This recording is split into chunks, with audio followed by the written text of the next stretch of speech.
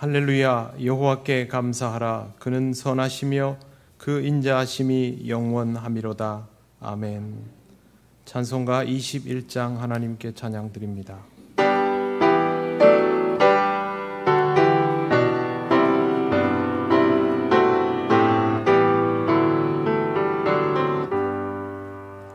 다 찬양하여라.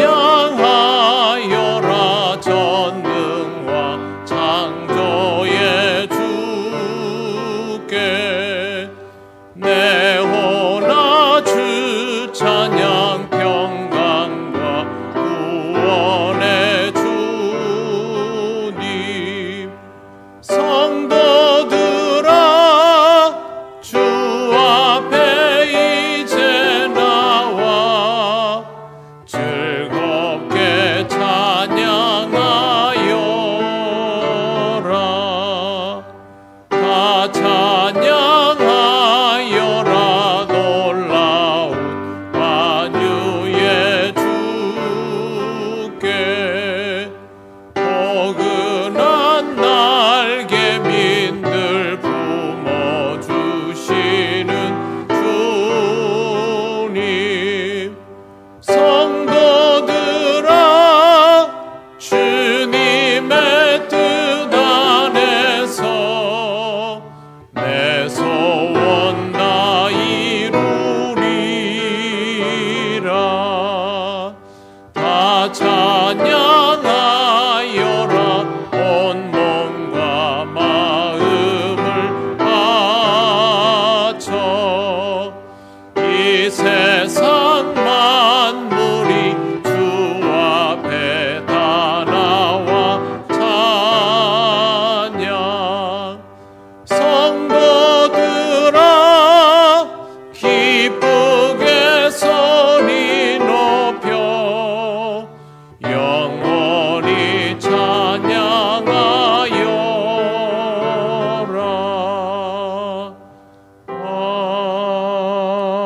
아멘. 성시교독 50번입니다.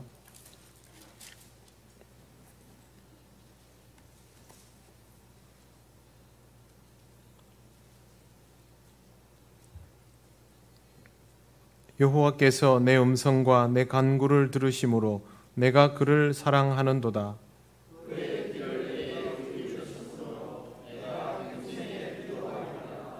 사망의 줄이 나를 두르고 수월의 고통이 내게 이름으로 내가 환난과 슬픔을 만났을 때에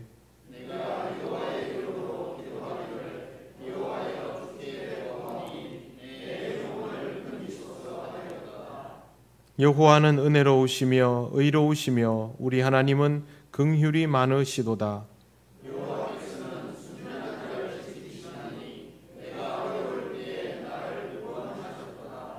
내 영혼아 내 평안함으로 돌아갈지어다. 여호와께서 너를 후대하심이로다.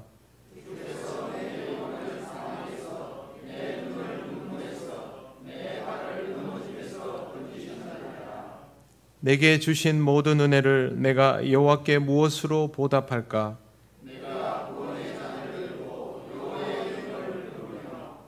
여호와의 모든 백성 앞에서 나는 나의 서원을 여호와께 갚으리로다.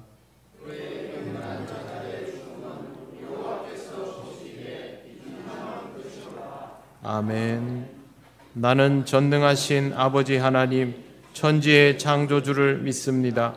나는 그의 유일하신 아들 우리 주 예수 그리스도를 믿습니다. 그는 성령으로 잉태되어 동정녀 마리아에게서 나시고 본디오 빌라도에게 고난을 받아 십자가에 못 박혀 죽으시고 장사된 지 사흘 만에 죽은 자 가운데서 다시 살아나셨으며 하늘에 오르시어 전능하신 아버지 하나님 우편에 앉아 계시다가 거기로부터 살아있는 자와 죽은 자를 심판하러 오십니다.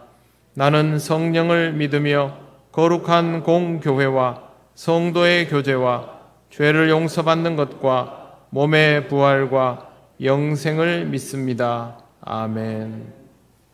찬송가 364장 하나님께 찬양드립니다.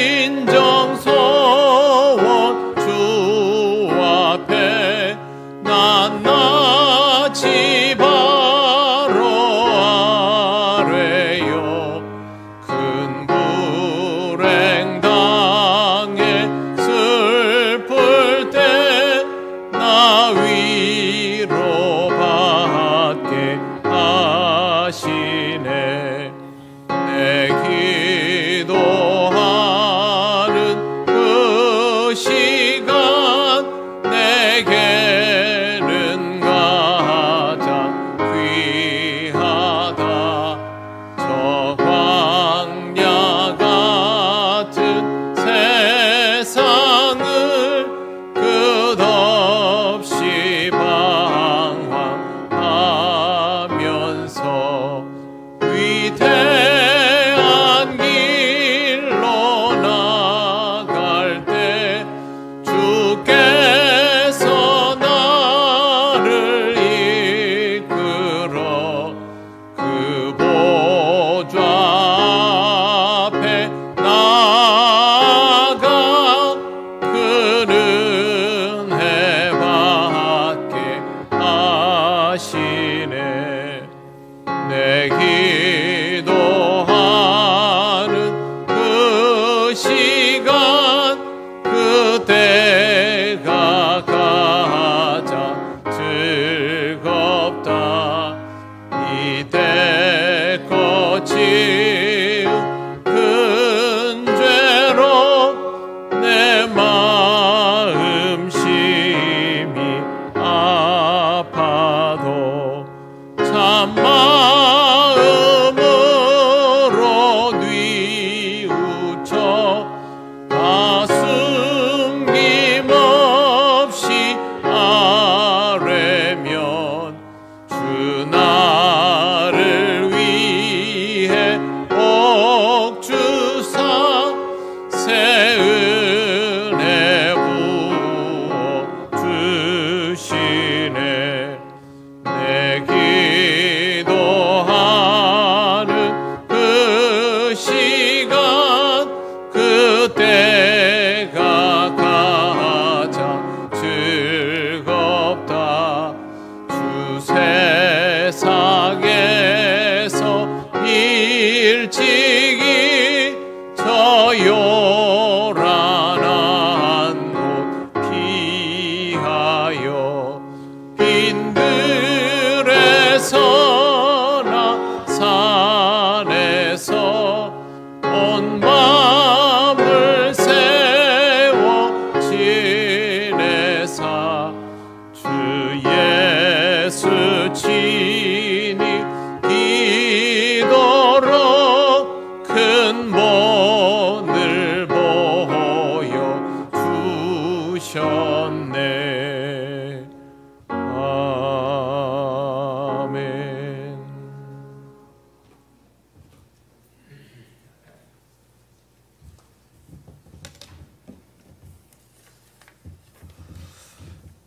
하나님 아버지, 은혜를 감사드립니다. 한 주간의 삶 속에서도 주의 말씀으로 살아가게 하시고 하나님을 알아가게 하시니 감사합니다. 주님께 받은 것은 너무나도 많은데 부족한 저희들은 그 받은 것조차 제대로 쓰지 못하는 우리들의 행실을 용서하여 주시길 원합니다. 기상이변으로 인해 세상 모든 나라에 생각지도 못한 재앙으로 힘들어하고 있습니다. 우리나라 또한 국직성 호우로 인해 인명피해뿐 아니라 많은 것을 잃고 삶의 희망을 놓는 이들도 많이 있는 줄 압니다. 주님, 인도하셔서 그들에게 보다 풍성한 은혜를 허락하옵소서. 고유명절이 한 달도 남지 않은 가운데 있습니다.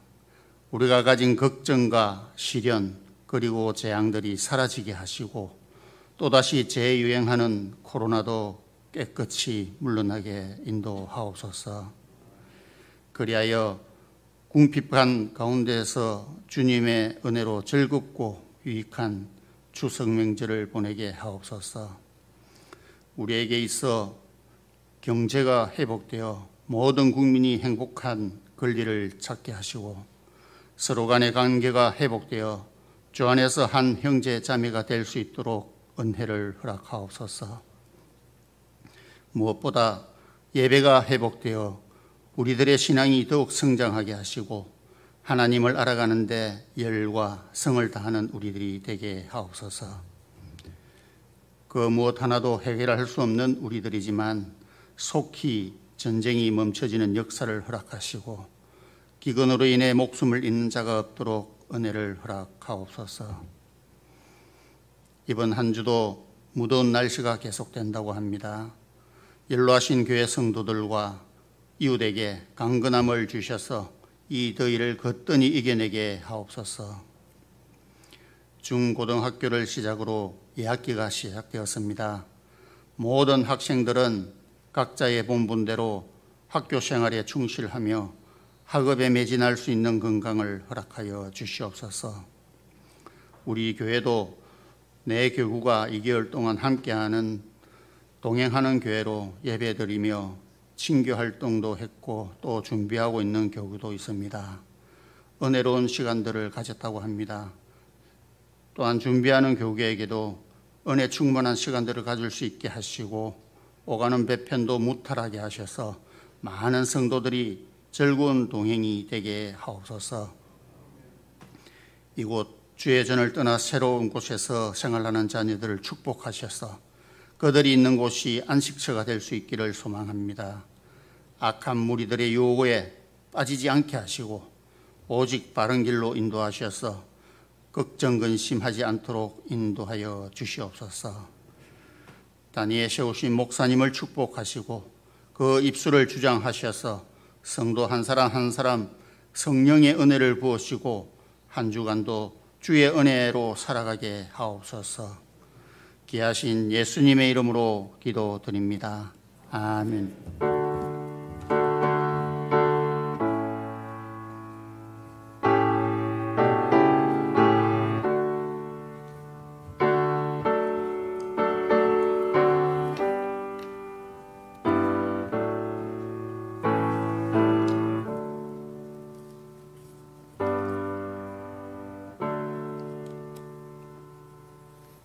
하나님 말씀 마태복음 7장 7절에서 8절입니다. 이 말씀은 신약성경 9쪽에 있습니다.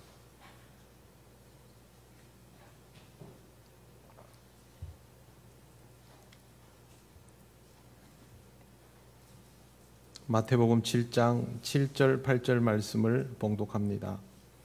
구하라 그리하면 너에게 주실 것이요 찾으라 그리하면 찾아낼 것이요 문을 두드리라 그리하면 너에게 열릴 것이니 구하는 이마다 받을 것이요 찾는 이는 찾아낼 것이요 두드리는 이에게는 열릴 것이니라. 아멘. 기도드리겠습니다. 하나님 감사합니다. 어리석고 부족한 우리들을 위하여 주시는 이 말씀을 우리가 온전히 잘 듣고 깨닫고 또 하나님 가까이로 더욱 나아갈 수 있기를 원합니다. 이 시간 우리에게 깨닫는 은혜와 기쁨이 충만하게 하옵소서. 예수님 이름으로 기도드립니다. 아멘.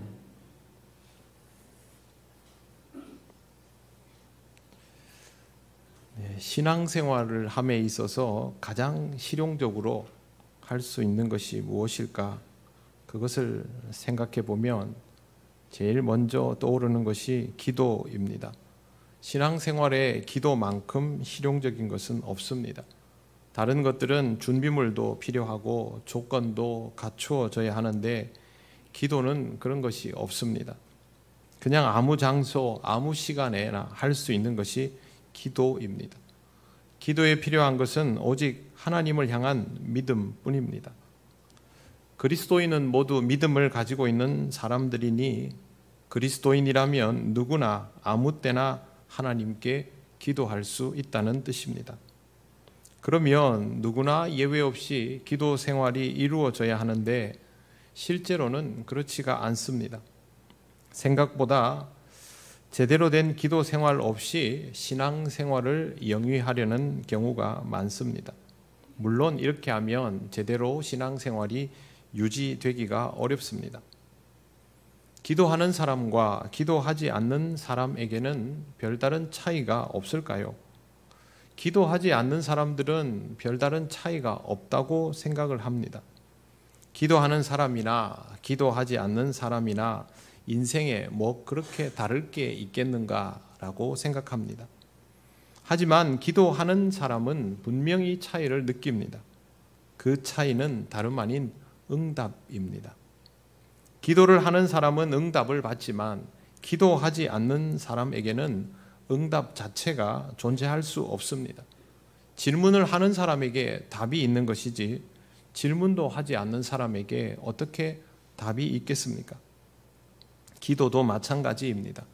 응답은 기도하는 사람에게만 주어지는 것입니다. 이것을 위해서 예수님은 구하는 자에게 응답이 있다라는 것을 가르쳐 주셨습니다. 구하라 그리하면 너희에게 주실 것이요. 하나님으로부터 응답을 받고 싶다면 먼저 구할 수 있는 삶이 되어야 합니다. 문제는 응답 받고자 하는 마음이 정말로 있느냐 하는 것이죠. 굳이 하나님께 응답받고자 하는 마음이 없다면 예수님의 이런 귀한 가르침도 유효하게 느껴지지 않습니다. 그래서 많은 사람들이 지금도 기도 없이 신앙생활을 하려고 합니다. 저는 기도 없이 신앙생활을 하는 것을 이렇게 비유합니다. 산소통 없이 잠수하는 것과 같다. 산소통 없이 잠수할 수 있습니다. 그러나 잠깐일 뿐이죠. 계속해서 할 수는 없습니다. 제대로 하려면 결국 산소통이 필요하지요. 깊이 들어가려면 더더욱 필요합니다. 이렇게 반문하는 사람도 있을 수 있습니다. 하나님을 믿는 사람 중에 하나님의 응답을 바라지 않는 사람이 어디 있습니까? 하나님을 믿는다면 다 바라는 것이 있지요. 하나님을 믿는 사람은 하나님께 바라는 것이 있을 겁니다. 하지만 그것이 단순한 바램일 뿐이고 실제로 자기 자신은 그 바램을 구체화시키지 않는다면 그게 과연 바라는 것이라고 할 수 있을까요? 지난 금요기도회 때 창세기 32장에 나오는 유명한 사건을 함께 묵상했습니다. 야곱이 야복 강변에 있다가 하나님과 겨루게 되는 장면입니다.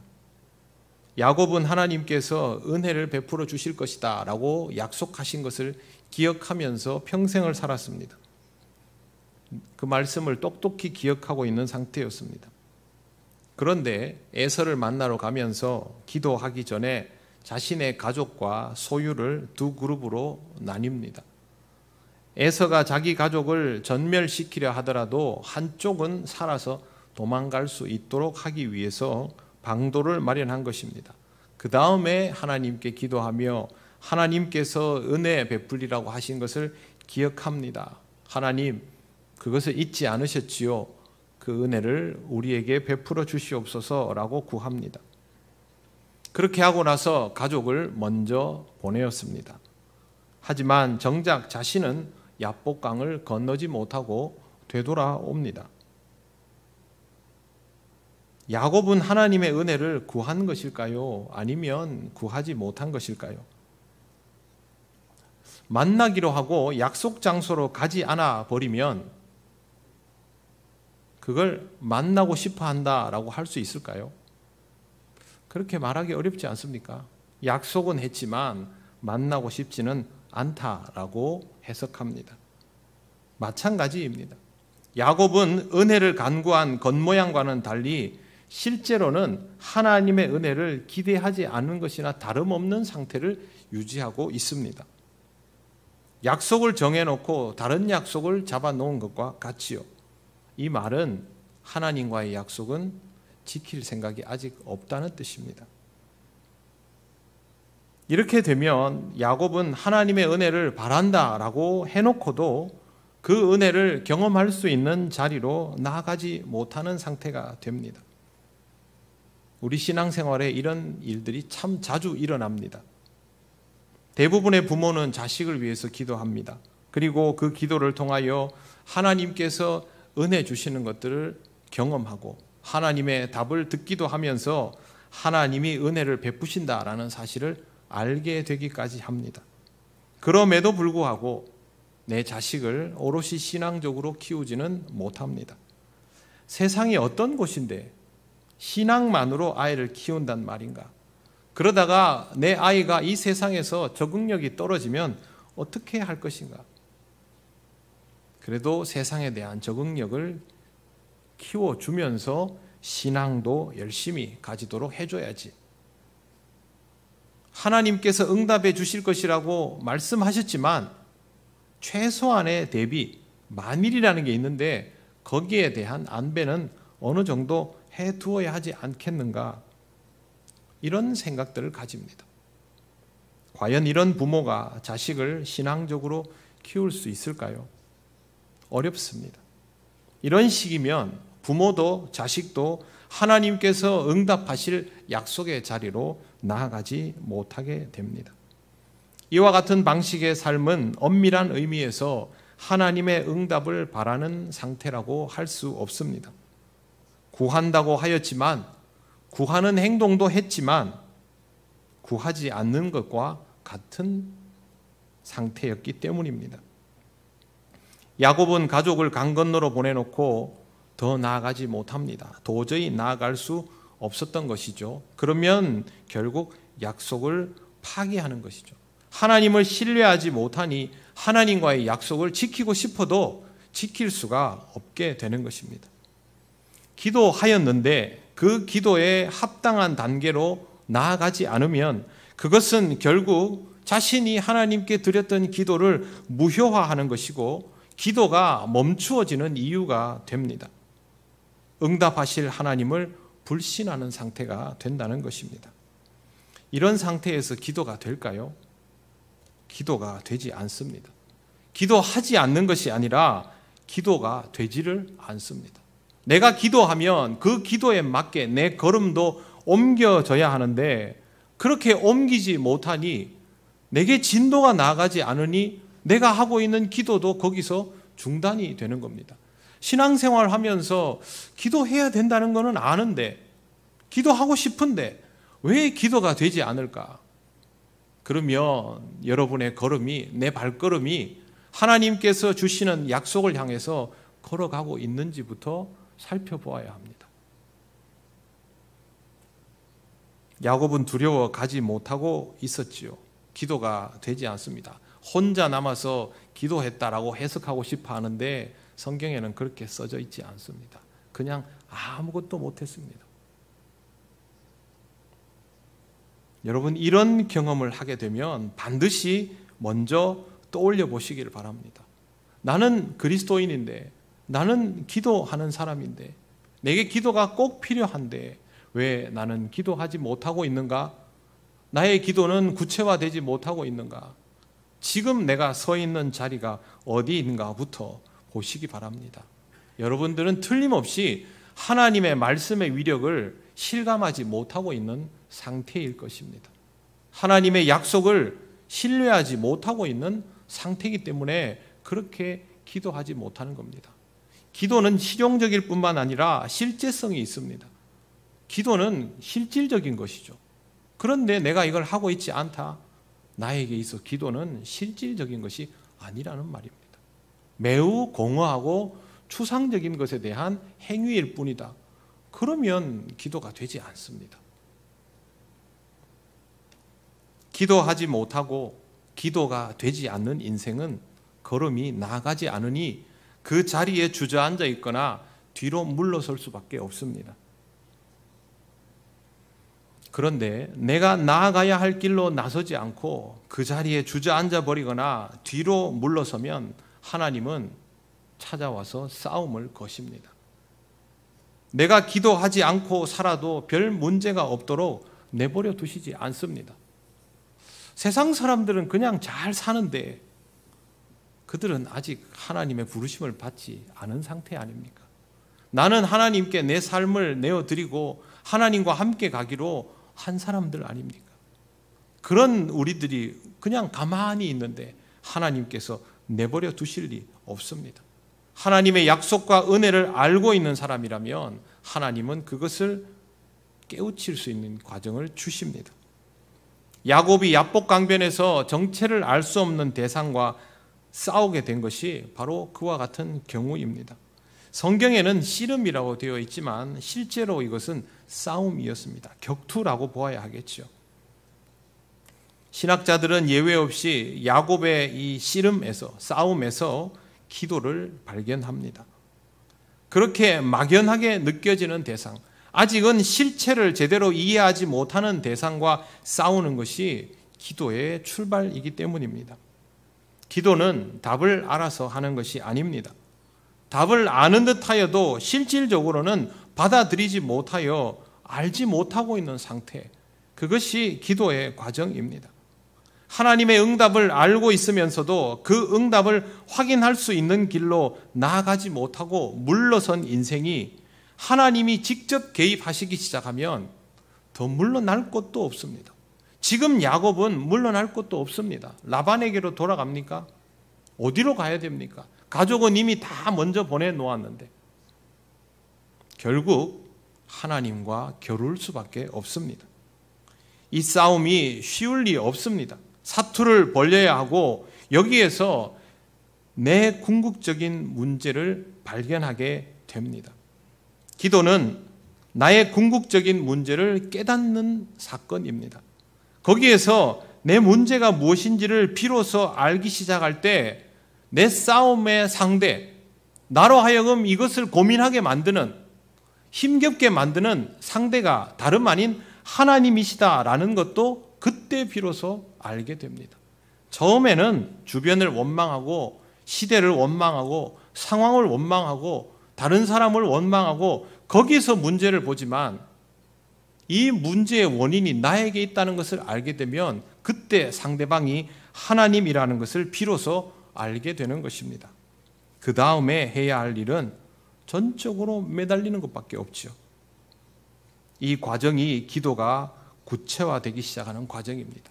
야곱은 옛날부터 하나님과 대면하고 기도하던 사람이죠. 잠자리를 얻기 위해 기도하고 양떼를 얻기 위해 기도하고 또 에서를 피하기 위해서 기도하였습니다. 그런데 그의 인생의 문제는 그런 것들이 아니죠. 그것을 알게 될 때 매달리게 되는 것입니다. 여러분이 어떤 기도를 하더라도 그 기도는 결국 내 삶의 궁극적인 문제로 나아가게 되어 있습니다. 기도가 깊이 들어가지 못하면 계속 지역적인 문제를 구하고 하나님이 말씀하실 때는 귀를 닫아버리는 그런 수준에서 반복됩니다. 그래서 하나님 주시옵소서 주시옵소서만 열심히 하고 하나님이 말씀하시려고 하면 기도 끝내버리는 거죠. 이런 인생은 성장하지 않습니다. 그러나 기도가 깊어지기 시작하면 하나님께 구하다가 하나님께 구해야 할 것들이 이것들이 아님을 알게 되죠. 내 안에 있는 나의 죄, 내 한계, 내 문제들을 보면서 그것들을 끄집어 내놓기 시작하면 그걸 들으시는 하나님을 경험하기 시작하는 것입니다. 이게 기도가 구체화되는 것입니다. 하나님께서 야곱에게 치명타를 입히셨음에도 불구하고 야곱은 씨름의 대상을 놓아주지 않았습니다. 그리고 축복해 달라고 합니다. 아직은 완벽히 이해하는 대상이 아니기 때문에 그렇게 축복을 구하는 것이죠. 이제 야곱은 비로소 구하기 시작했습니다. 살려달라는 것이 아니었습니다. 에서를 피하게 해달라는 것이 아니었습니다. 이 궁극적인 간구함에 응답을 야곱은 받았습니다. 창세기 32장 28절은 우리가 잘 아는 내용인데 제가 읽어보겠습니다.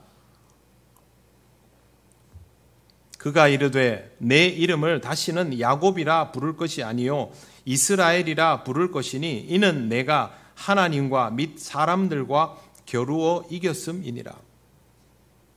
이제 그의 이름은 야곱이 아니라 발꿈치를 잡은 자가 아니라 승리하는 자입니다.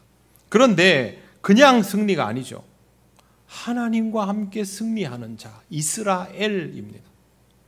여기에서 야곱은 확실하게 아는 것이죠.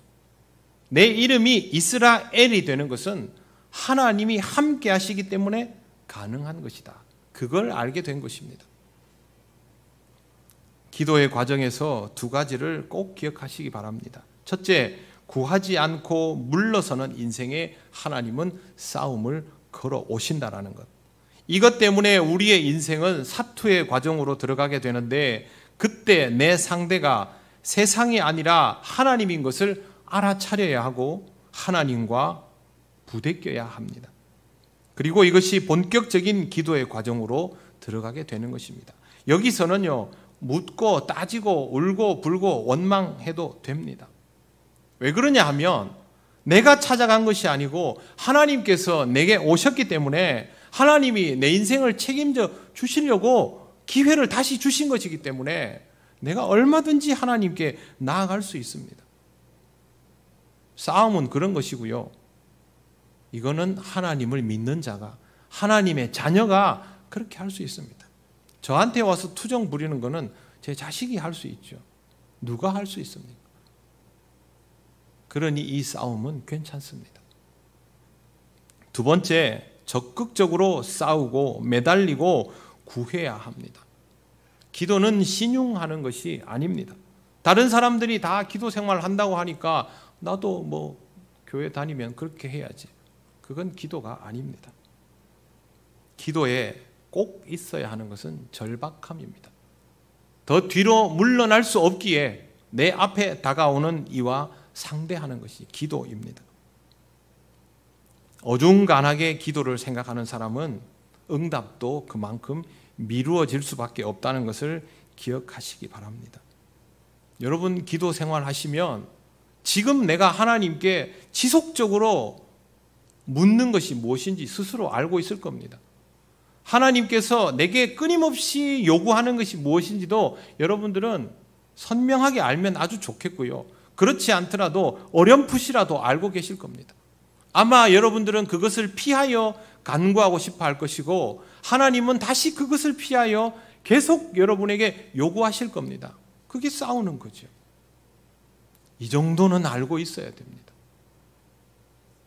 내가 하나님께 구해야 하는 것이 무엇인지를 서서히 알아가는 과정 아닙니까? 그래서 하나님께 구할 것과 하나님으로부터 들어야 할 것, 하나님의 뜻이 무엇인지를 알아가면서 더욱 구체적으로 하나님이 나를 통하여 이루려 하시는 것과 그러기 위해서 내가 하나님께 구할 수 있는 것들이 무엇인지를 선명하게 보아 나가는 것이죠. 이걸 하는데 어떻게 적극성이 없을 수 있습니까? 만약에 이런 것들을 모른 채로 교회를 왔다 갔다 하고 있다면 지금 여러분은 어중간한 삶을 살고 있는 겁니다. 그렇게 어중간한 삶을 사는 것은 야곱과 겨루던 이가 떠나려고 놓아달라고 하지 않습니까? 그러면 놓아주는 겁니다. 나는 아직 구하지도 못했는데 해결을 못 받는데 놓아줘버리면 어떻게 합니까? 하나님께서 주시는 답을 납득할 수 없으면 하나님의 답을 선명히 이해하지 못하는 상태라면 계속 매달려야죠. 그래야 해야 할지 말아야 할지 나가야 할지 물러나야 할지. 야곱이 라반에게 갈 수도 있습니다. 하나님이 그렇게 가라 하면 가는 거죠. 뭘 어떻게 해야 할지를 알아가야 하지 않습니까? 절대로 하나님을 놓아주지 마십시오. 그렇게 매달려야 합니다. 내 인생의 응답은 하나님뿐이지 않습니까? 다른 기회는 없습니다. 놓아달라고 해도 놓아주지 말고 간절히 구하시기 바랍니다. 그래야 하나님이 응답하여 주십니다. 야곱은 이제 이스라엘이 되어서 에서를 만나러 갑니다. 무지한 자의 기도에서 하나님을 아는 자의 기도로 나아가게 되면서 하나님께서 인생의 숙제를 풀어주시는 것을 경험하게 되는 것입니다.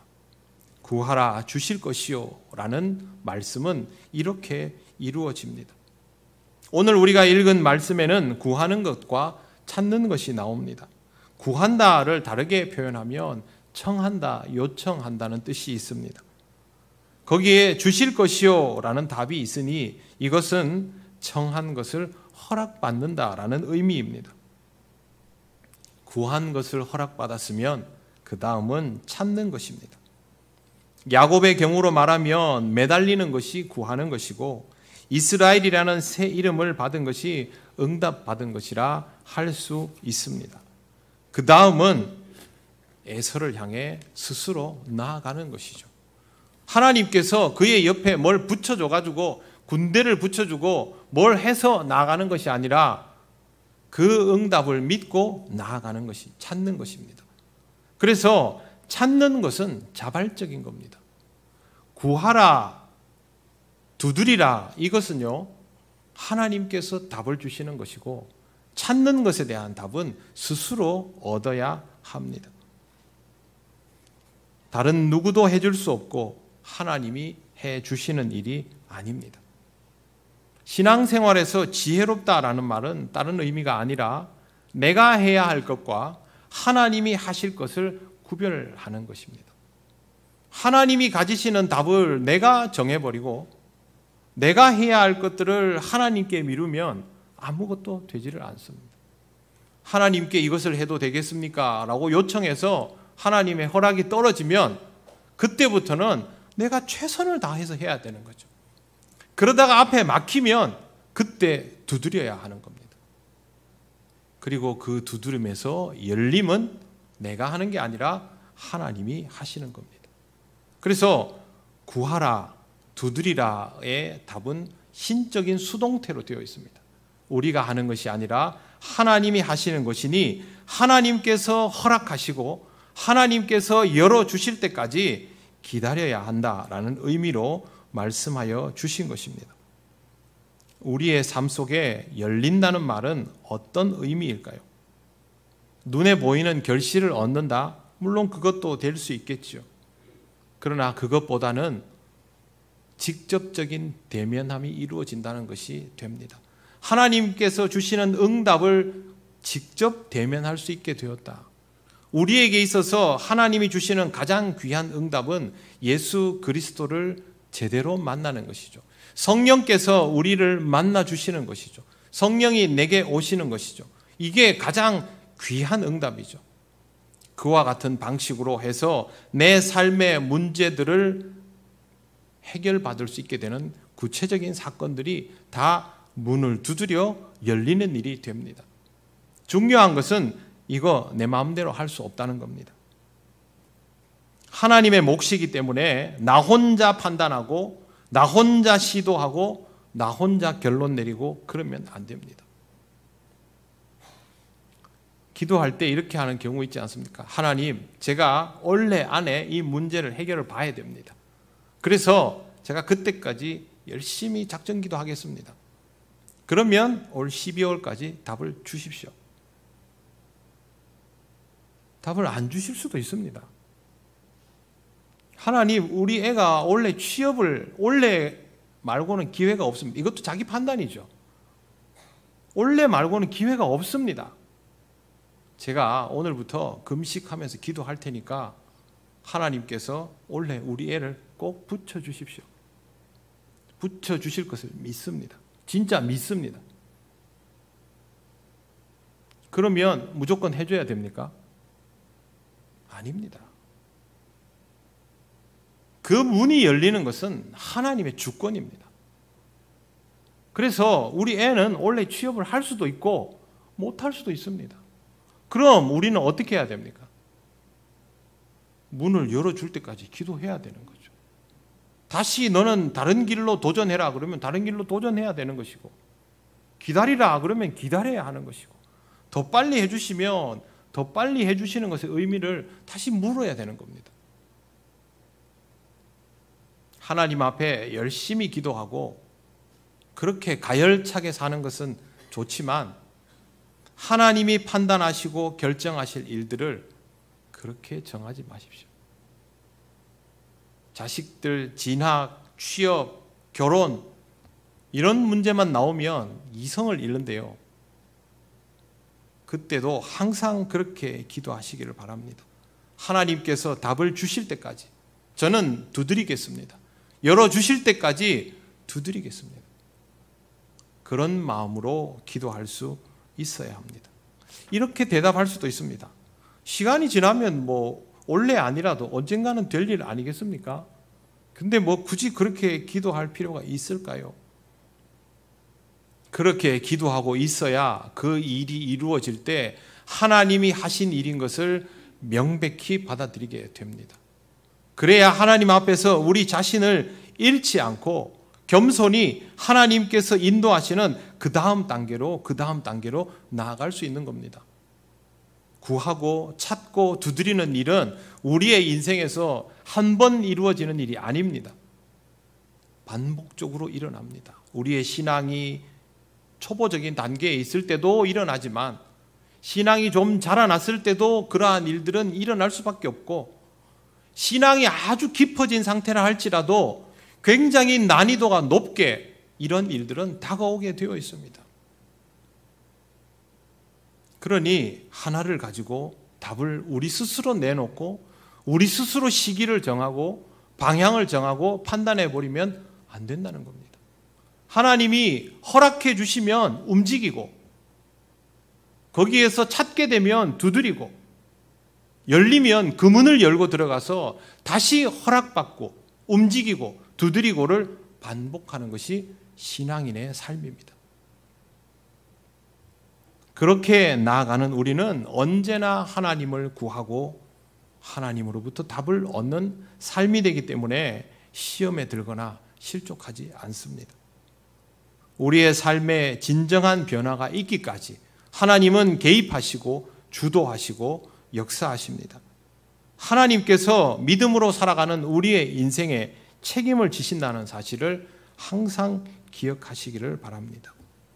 우리 삶에 진정한 변화가 일어나려면 내 인생에서 열리지 않던 문이 열리려면 결국 기도하여야 합니다. 그리고 기도가 되어야 합니다.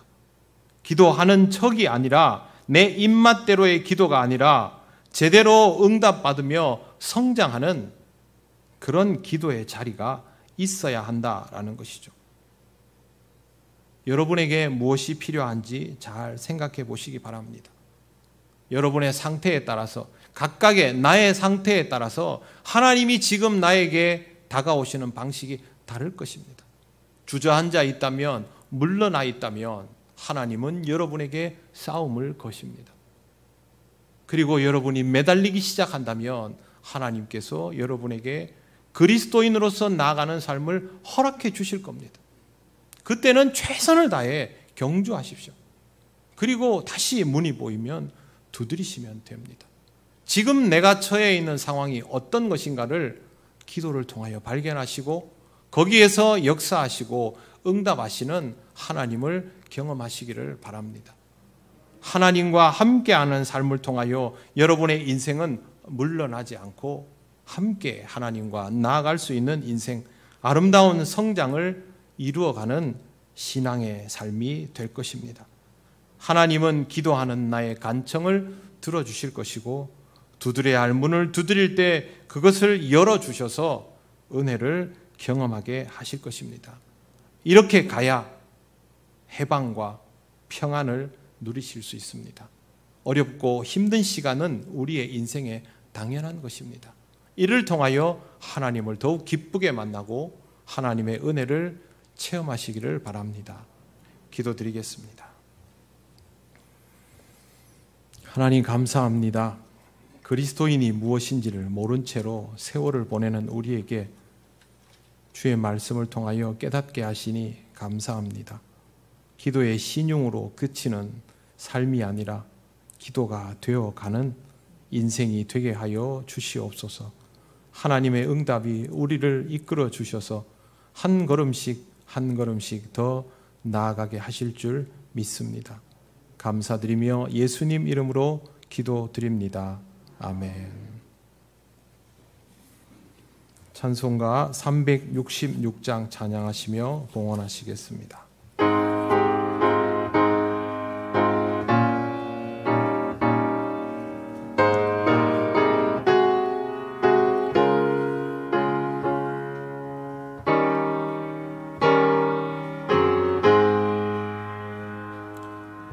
어두운 내 눈 밝히사 진리를 보게 하소서.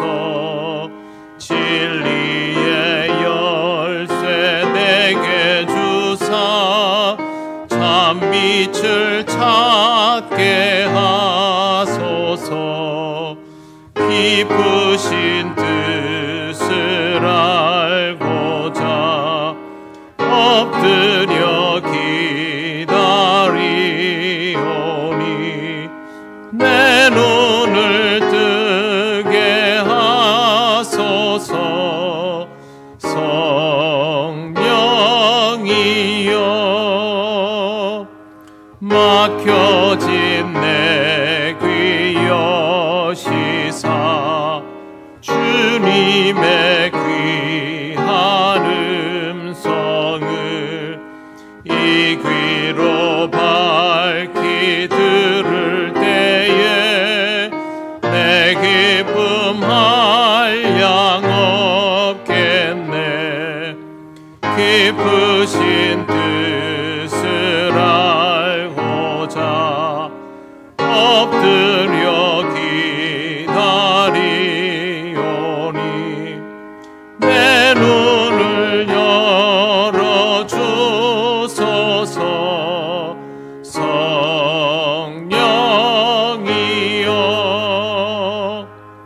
공해진 내 임여시사 복음을 널리 전하고 찬양을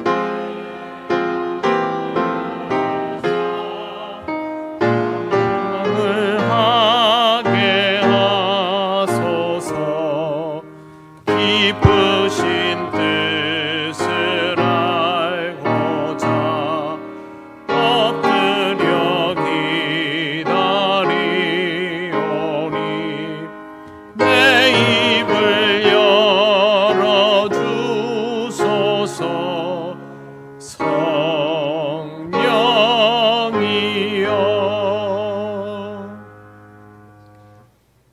하나님 감사합니다. 오늘도 하나님 주신 예배를 기쁘게 허락받아 드리며 이 시간 예물을 드립니다. 하나님 앞에 늘 기쁨으로 감사함으로 봉헌할 수 있는 우리가 되게 하여 주시옵소서. 다음 한 주간도 우리 통영교회에 속한 모든 성도들의 삶을 지켜주시기를 원합니다. 우리는 부족함을 많이 느끼는 사람들이오니 하나님의 은혜로 채우시고 그 은혜인 것도 잊지 않도록 인도하여 주옵소서. 예수님 이름으로 기도드립니다. 아멘.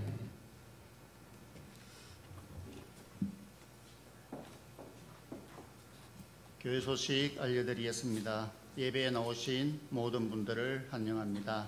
처음 오신 분들은 새가족배 안내를 받으시기 바랍니다. 예배, 교사 헌신 예배가 오후 찬양 예배 시에 있습니다. 강사는 남해 상주 교회를 심호하시는 양성주 목사님이십니다.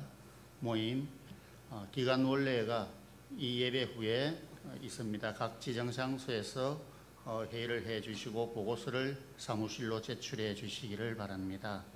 정기당회가 다음 주일 28일입니다. 오후 찬양 예배 후에 당회실에서 있습니다. 안내, 장학금 수여가 오늘 오전 10시 30분에 당회실에서 있었습니다. 두 학생을 위해서 기도해 주십시오. 그리고 장학헌금 김우란 성도님이 해 주셨습니다. 그리고 금요 기도회 때 감동적인 기독교 영화가 시청되겠습니다. 함께 하셔서 은혜로운 시간이 될 수 있도록 해 주시기를 바랍니다. 8월 안내의원 그리고 좋은 습관 가지기 캠페인 8월 함께 나눌 기도 제목은 주부를 참고해 주십시오. 이상입니다.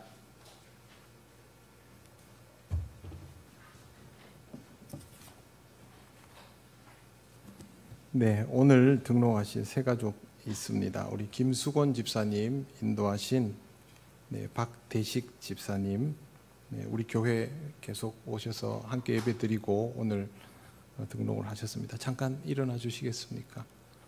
네, 먼저 기도 드리겠습니다. 하나님께. 하나님 감사합니다.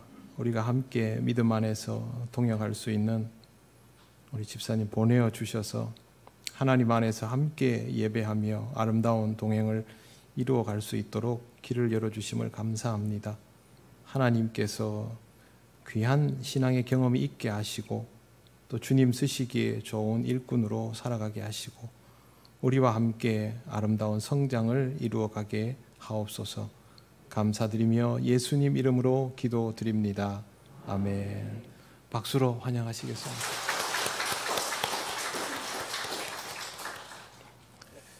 네, 주보에 금요기도회 때 영화를 볼 거라고 했는데 잠깐 설명을 드리겠습니다. 영화 제목은 A Beautiful Day in the Neighborhood입니다. 예전에 미국 방송에서 아주 어린 아이들을 위한 프로그램이 있었습니다. 미스터 로저스 네이버후드라고 있었는데, 저도 이제 어릴 때 보기는 봤는데 이게 뭐 거기 나오는 분이 어떤 분인지는 모르고 그냥 되게 예쁜 가디건 입은 아저씨가 나와서 아이와 간단히 얘기를 주고받는데 참 인상도 좋다 이렇게 했는데, 알고 봤더니 그분이 목사님이시더라고요. 30년간 그 방송을 진행하고 미국 사회에서도 아주 존경과 신망을 얻던 목사님인데, 그분이 살았던 그 일대기 중에 아주 인상적인 사건을 영화화한 것이 여기 나오는 이 영화입니다. 그 주인공도 여러분이 잘 아시는 톰 행스가 나옵니다. 그러니까 그냥 이렇게 만들어진 영화가 아니고 상당히 퀄리티가 높은 영화라는 뜻이죠. 이 영화가 2020년 서울국제사랑영화제에서 개막 작품으로 그렇게 상영이 되었습니다. 그만큼 비중이 있는 작품인데, 요즘은 너무 자극적인 영화들이 많다 보니까 상업적으로는 아마 주목을 많이 끌지 못했던 것 같습니다. 우연히 이 영화를 알게 되어서 여러분들과 한번 볼 수 있으면 좋겠다라고 생각했는데, 마침 또 여름에 조금 또 여러 면에서 힘겨운 여름을 보내시는 여러분들과 함께 금요일 저녁에 기도회를 한 주 쉬면서 같이 영화를 보면 좋겠다라는 생각으로 준비를 하였습니다. 부담 없이 오셔서 같이 영화를 보시고, 뭐 대단한 건 아니지만 조그만한 음료수를 제가 오시는 분들에게 쏘겠습니다. 여기 뭐 극장처럼 팝콘을 먹기는 요즘 상황이 그렇지 않습니까? 그렇지만 목을 축일 수 있고 하면서 좋은 스크린으로 같이 감동이 있는 기독교 영화를 함께 보면 좋겠습니다. 그래서 금요일 날 저녁에 오셔서 좋은 영화, 이거는 다른 데서는 보기가 어렵습니다. 이 영화를 함께 감상하실 수 있기를 바랍니다. 앞으로도 뭐 좋은 작품들이 있으면 간간히 여러분들에게 소개하도록 하겠습니다. 이제 자리에서 일어나셔서 예배드린 교우들과 인사 나누시겠습니다. 처음 오신 분, 또 여행 오신 분들과도 인사 나누시겠습니다.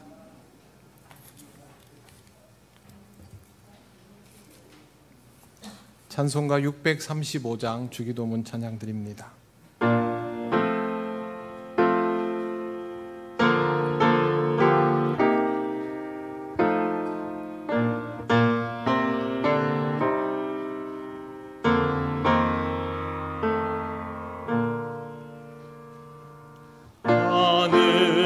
하늘에 계신 아버지, 이름 거룩하사 주님 나라 임하시고 뜻이 이루어지이다.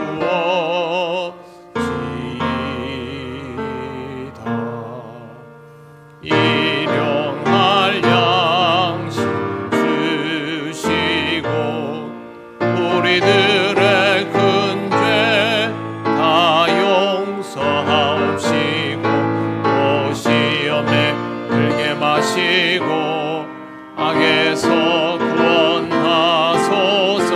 대개 주의 나라 주의 권세 주의 영광 영원히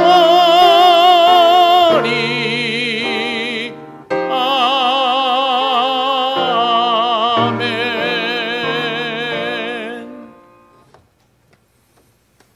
우리 주 예수 그리스도의 크신 은혜와 하나님 아버지의 놀라우신 사랑과 성령님의 교통하시고 인도하여 주심이 하나님과 대면하며 기도가 되는 자의 삶을 살아가기를 원하는 이 시간 예배하는 권속들 위에 영원토록 함께 하시기를 간절히 축원하옵나이다. 아멘.